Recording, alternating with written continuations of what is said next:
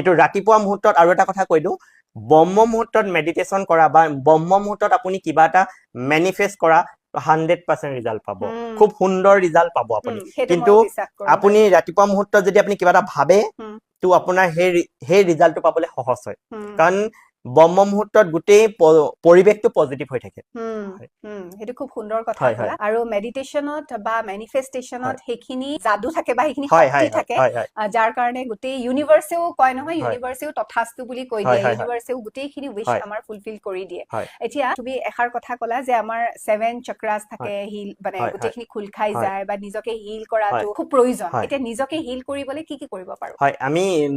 নিজকে হিল কৰিবলৈ যদি আমি 7 চক্ৰ আমাৰ যেনেকৈ হাৰ্ট চক্ৰ থাকে কাউন চক্ৰ থাকে যদি আমি হাৰ্ট চক্ৰ আমাৰ আনবেলেন্স হয় তেতিয়া আমাৰ ৰিলেশনশ্বিপৰ ক্ষেত্ৰত বহুত প্ৰবলেম দেখা যায় গতিকে আমি হাৰ্ট চক্ৰটো হিল কৰাটো বহুত বেছি প্ৰয়োজন আমাৰ কাউন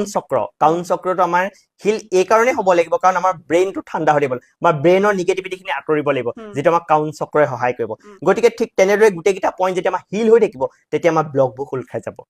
আৰু গতিকে আমাৰ সেই 7 চক্ৰ হিল হোৱাটো বহুত জৰুৰী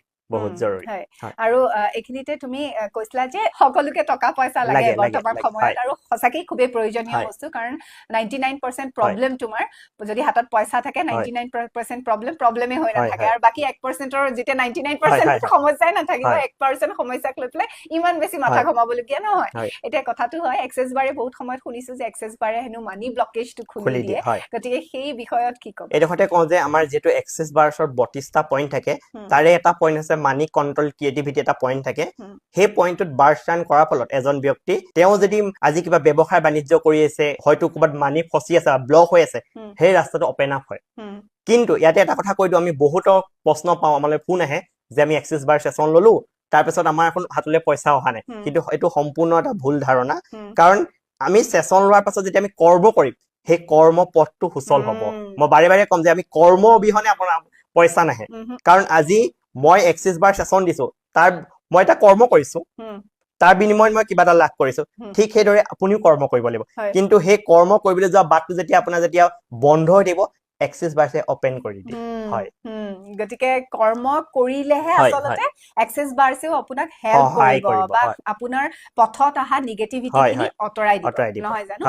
এতিয়া পুনৰ আহিছো তোমাৰ